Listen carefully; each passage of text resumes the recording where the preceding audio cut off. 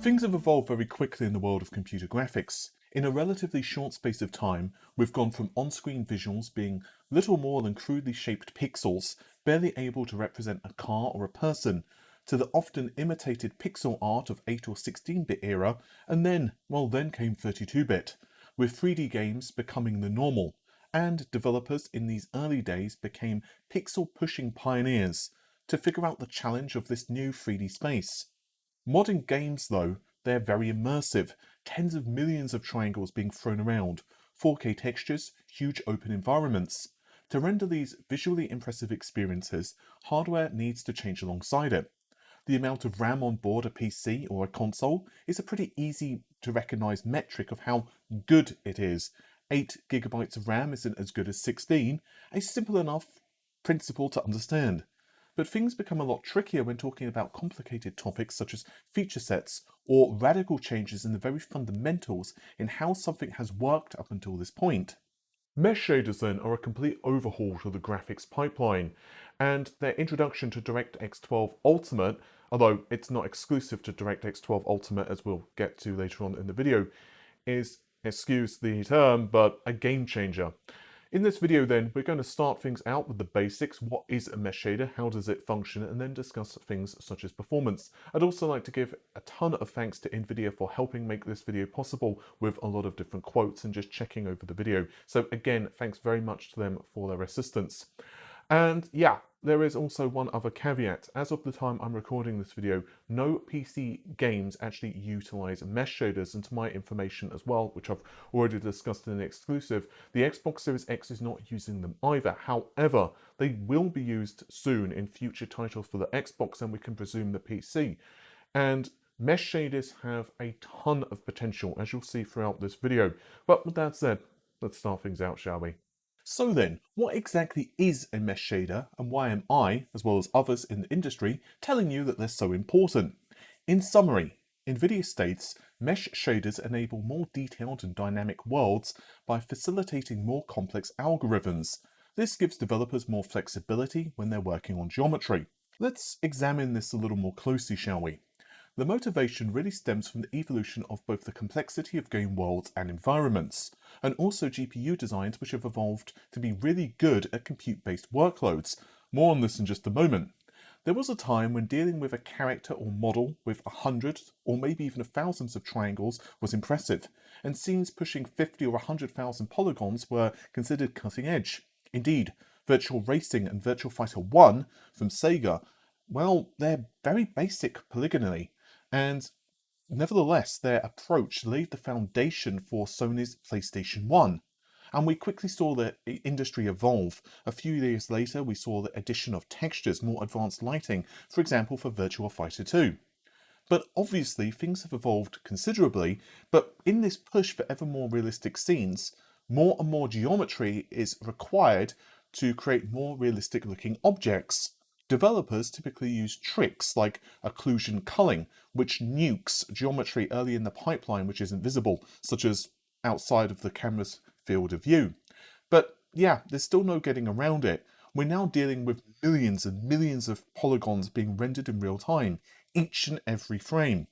It's all about improving efficiency, said NVIDIA, on the motivation of creating mesh shaders. As anyone who has played an open world game knows, cranking up the level of detail can really impact the performance if there's a lot of stuff on screen. The CPU can get overwhelmed by issuing draw calls for each object in the environment. With mesh shading, the GPU controls the level of detail selection for objects, which enables rich open worlds with hundreds of thousands of objects. Modern GPUs have evolved considerably in both their construction as well as architecture, and are now essentially general-purpose SIMD processors, with even low-end GPUs capable of handling thousands of threads at a time. Back in the early days of 3D accelerated video cards for PC, in the mid to late 90s, we had cards such as 3DFX's Voodoo series. NVIDIA have actually gobbled up 3DFX for those wondering, and NVIDIA's Riva TNT video cards. But notice, video cards, 3D accelerated. The term GPU just didn't exist back then. Keeping things as simple as possible. On a card such as the legendary Voodoo 2, geometry and lighting were still being processed on the CPU. and the video card would instead do things like texture mapping and filtering. NVIDIA's first GeForce card, the GeForce 256, changed this by introducing hardware T&L, hardware transform and lighting, directly to the silicon of this newfangled GPU.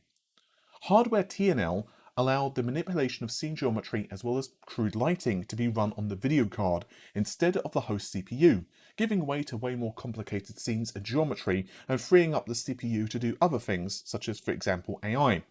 I'll fast forward a bit, okay, quite a bit, as we move towards cards such as the GeForce 8800 GTX.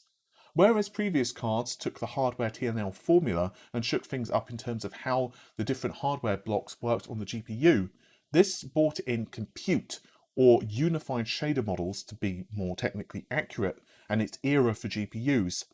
Basically, groups of SIMD processors were clustered together, and these could do different tasks, depending on the game engine. This was great because with fixed function designs, rather than blocks for vertex shading, pixel shading, they could now run general purpose on the SIMD of the GPU. This was fantastic because with the old paradigm with the fixed geometry pipeline, NVIDIA, ATI or another vendor would need to decide how to split die space up for the GPU for geometry, and it wasn't the most efficient in terms of architecture.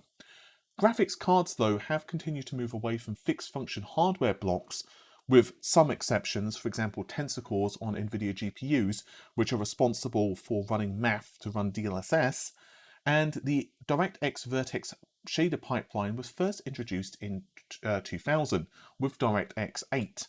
And in computing terms, that's very old. The data layout of this was pretty inflexible and has another big negative. Culling can only be achieved after you run the vertex shader, which means you've just done a whole bunch of work which ultimately could end up being nuked. The vertex shader model, well, it's no longer really matching what a GPU does under the hood. A GPU is basically a cluster of multiple processors, and while the geometry pipeline has evolved since DirectX 8, you're still essentially dealing with the same stages running on a single thread. Eagle-eyed viewers might also notice that the basics of these stages kind of matches the fixed function blocks on older GPUs as well. Mesh shaders can be thought of, and again, I'm trying to keep all of this as simple as possible as a compute shader, but handling geometry with so many threads and thread work groups working together to handle geometry, giving developers a ton of flexibility in how they're implemented. And it's also really playing to the strengths of a modern GPU. NVIDIA adds, this mesh shading improves performance and image quality when rendering a substantial number of complicated objects. It's not just that mesh shading seeks to overcome something that can't be solved with a traditional geometry pipeline. Instead, it's about increasing performance and image quality when you're doing something like tessellation, culling, or procedural geometry. Instancing, whenever the GPU is working on geometry. I'll also point out that NVIDIA have a ton of resources on this, and I'll link them in the video description. Indeed, running the mesh shader benchmark on an RX 6800 XT and monitoring the clock frequency between the test running mesh shader off versus on, you can see the clock frequency and GPU usage really highlights the difference in how the GPU is being leveraged. Notice with mesh shaders off, the power usage is relatively low, and clock frequencies are hovering around 2400 MHz with our reference design, thanks to AMD for providing this card. When mesh shaders are enabled, the frequency jumps about 200 MHz, and power usage leaps up too, as work is no longer reliant on the traditional geometry pipeline on the GPU, but now of course is running as a mesh shader. DirectX 12 Ultimate, although Microsoft and other devs would more refer to this as DirectX 12_2, naturally brings mesh shaders to the forefront, along with hardware-based ray tracing, variable rate shading, which I've already covered extensively, so you can check out our coverage. I'll try to remember to link it in the description. Velocity architecture, but Microsoft's mesh shader is not the first usage of mesh shaders, and indeed we saw mesh shaders by a slightly different name from NVIDIA, Turing mesh shaders. NVIDIA's Turing architecture, which was the GPU architecture inside of NVIDIA's RTX 20 series of video cards, brought support for variable rate shading, ray tracing, as well as mesh shaders. Although NVIDIA's hardware release was predating DirectX 12 Ultimate, So NVIDIA used their own extensions, such as NAS, NVIDIA Adaptive Shading, which was their version of variable rate shading for Vulkan, which was used in Wolfenstein Youngblood. Basically, this was variable rate shading in all but name using the Vulkan API. Many of the technologies are not exclusive to DirectX 12 Ultimate, NVIDIA explained on the subject, as they have hardware support in the GeForce RTX, so a developer can code to the hardware directly if they choose. But DirectX 12 Ultimate codifies GeForce RTX many innovative technologies, including hardware-accelerated ray tracing, variable rate shading, texture space shading, and of course, mesh shading for multi-platform next-generation games. This allows developers to take full advantage of GeForce RTX technologies, increasing visual fidelity and performance of games, and bringing delight to many gamers. NVIDIA actually launched the Asteroids demo around the time of the release of the RTX 20 series of cards. And the asteroid demo, I want you to brace yourself here, I'm going to shock you. It saw you flying around in an asteroid field.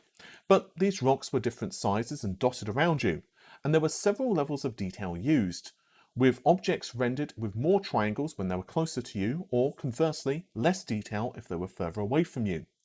The demo had two modes. One was free flying and the second was benchmarking. We'll look at the performance results in a moment.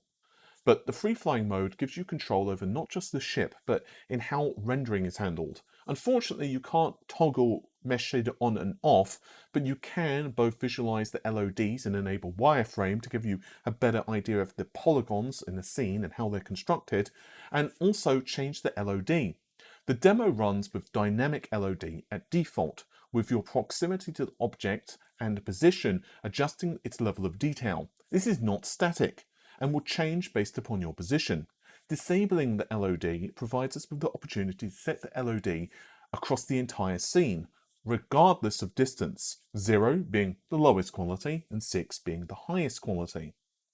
The dynamic LOD, when enabled, performance is around 30% lower than an LOD of 0 or 1 when running an RTX 3080 at 4K.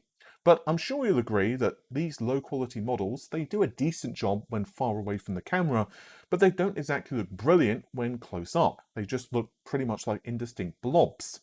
LOD3 though offers about the same performance level as dynamic, but things become way worse in terms of performance as we increase LOD, with a level of 6 pulling the frame rate under 10 frames a second on our RTX 3080. If you have keen eyes, you'll also spot that dynamic LOD actually increases detail above LOD 6 in some of the closer asteroids too. I also used the built-in triangle count to give you an insight into the number of triangles being drawn in the different LODs, again using the RTX 3080 at 4K.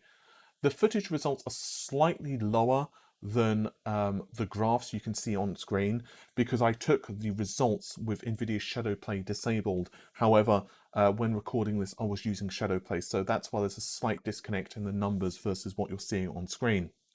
So, dynamic then adjusts the level of detail based on the object's relative closeness to the camera, and whether it's being obscured and so on and so on. All of this is being finely balancing the workloads on the system. Asteroids really highlighted the benefits of Turing's mesh shaders, which use Vulkan API and not DirectX 12 Ultimate. Again, this is because the DirectX 12_2 specification was not available at the time NVIDIA put this demo out. Vulkan has both a core spec extension and a non-core spec extension, and is extremely flexible depending on how a developer wishes to use it. NVIDIA told me the following about Vulkan and mesh shaders. There is indeed support for mesh shaders in Vulkan, as well as GLSL for OpenGL.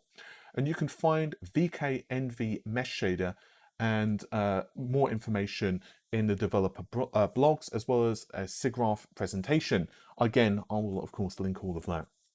In summary then, the Vulkan API has both core and non-core extensions, and you can see the extension here is VK_NV_mesh_shader, with VK representing Vulkan and NV NVIDIA. It will possibly become part of the core spec. If it does, it would be a KHR extension instead, so it would be VK_KHR. And I've discussed this quite extensively with Neil Trevitt from Kronos Group. And yeah, that interview is also on the channel if you want to go ahead and check it out. This brings us to the performance side of the equation. How do mesh shaders perform on RDNA 2, since it's the basis of desktop GPUs, the RX 6800 XT for example, as well as the Xbox Series X and S both utilize mesh shaders and RDNA 2. And, well, what about NVIDIA? Their Ampere lineup of cards is new and shiny, but they first of all supported mesh shaders, not using DirectX 12 Ultimate though, back in Turing.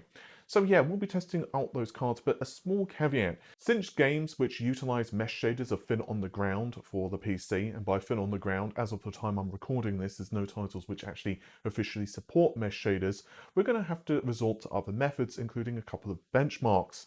Now, yeah, mesh shaders are a very, very big departure in how geometry is handled. So it's meaning that developers are going to need time to actually understand how this tech works, but they will do. And I think you'll agree that when you see these results, it's a pretty exciting future we have ahead of us. Starting things out with the Asteroids demo, since we've discussed it so heavily, we'll be testing 3 Founders Edition cards, the RTX 3060 Ti, the 3070, and finally the 3080. All of these have been provided by NVIDIA for review and coverage. I'll also include a Turing-based product, the GeForce RTX 2080 Ti, which we've previously purchased on the channel thanks to your help and support, both from watching our videos as well as Patreon. Unsurprisingly, the 3060 Ti was the slowest, with the 3080 being the fastest. For those wondering, the RX 6800 XT just cannot run on this demo. Basically, it just is not supported in software, so you get an error message when trying to run it. There's also a small improvement in performance running the RTX 3080 overclocked. 3D Mark and mesh shading tests, though, are more comprehensive with its support, since it's vendor agnostic. Prior to these comparisons, I would like to point out though that software is just as important as hardware. I ran the Radeon RX 6800 XT through its paces using an older driver version. It's outdated, it was 21.1.1, and then I compared it to a slightly newer driver, 21.2.2. This was dated about a month later. The mesh shader off results show a subtle improvement, but we can see a huge uptick in performance, around 2.5 times, with the newer drivers. Remember, I want to stress this, it's the same setup, the same RX 6800 XT, no overclocking, just newer drivers, even the CPU is the same. This information probably won't surprise PC gamers, but for console gamers, maybe it will give you an idea of the usefulness of OS, API, toolchains, and optimization. Consoles, of course, won't see this level of performance increase from, say, an OS update or a tweak to the SDK, but it does show you that performance is not just down to the raw T-flops of a console, and there's still a ton of room in optimization. Moving to the rest of the tests, the RTX 3070 and 2080 Ti are roughly the same in performance tiers, which makes sense, with other GPUs settling around them relative to their performance level. For those of us with a Turing-based card as their primary display, in mesh shaders anyway, you'll be in fairly good step. Comparisons between Ampere and RDNA 2 show much about muchness with mesh shaders on, with NVIDIA's traditional geometry pipeline being a little faster without mesh shader running, but yeah, that's just the way NVIDIA's legacy of handling things and is outside of the scope of our coverage to talk about in this video. I feel, though, I want to stress this a lot, that these results are much like when we did variable rate shading tests with 3D Mark. These are the best case scenarios. With VRS, we also demonstrated that there was a tangible, pretty impressive performance gain with Gears 5 and Wolfenstein, but not as crazy as 3D Mark. In real games, how performant mesh shaders are versus a traditional pipeline will depend on a plethora of things, not least of which optimization, the type of game, the game engine, resolution, your hardware, and tons of other things. But again, these numbers are just an example. So then, to wrap things up, mesh shaders are going to be an incredibly important piece of technology going forward, as I'm sure you'll agree. Both the Xbox and the PC will heavily benefit from mesh shaders, and while it is difficult to know how the industry is going to evolve 2, 3, 4, 5 years into the future, I think it's fair to say that mesh shaders for larger AAA experiences are going to definitely be used. Of course, mesh shading, as we've discussed earlier, is not well, just exclusive to DirectX 12 Ultimate. And as for the PlayStation, things get a lot murkier since they don't actually support mesh shading. Instead, they utilize the PlayStation 5's geometry engine. Largely, if you really cut to the chase, it does much the same thing, although rather than using mesh shaders, it uses primitive shaders, and basically they've been changed and tweaked for the PlayStation 5 hardware. You have to remember that Sony do not even use DirectX for its API. They use PSSL, or PlayStation Shader Language, which again has evolved substantially for each iteration of the PlayStation. It still allows them a great deal of control and flexibility over the geometry pipeline. From what I understand, the geometry engine is going to be incredibly important for the PlayStation VR 2, given that VR is even more sensitive to performance, and obviously being able to cull and manage triangles as they're being generated on the GPU is incredibly important. In the here and now though, the future is very bright for graphics technology. I'm super excited to see how things evolve over the next couple of years. From Nvidia's perspective, they told me, developers don't just take one part of tools available to them, but rather pick the best for their intention.